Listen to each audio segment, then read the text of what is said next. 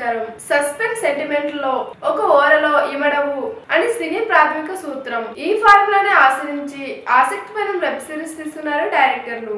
శశికాంత్ పీసపాటి దర్శకత్వంలో రూపొందిన వ్యూహం వెబ్ సిరీస్ రికార్డు స్ట్రీమింగ్ సొంతం చేసుకున్నట్టున్నది.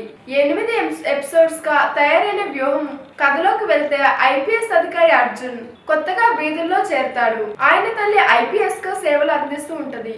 అర్జున్ 10 ఏళ్లు ఉన్నప్పుడు తన ముందే ఆమెను నక్సలైట్లు కాల్చి చంపుతారు. తల్లిని స్ఫూర్తిగా తీసుకున్న అర్జున్ పోలీస్ అధికారి అవుతాడు.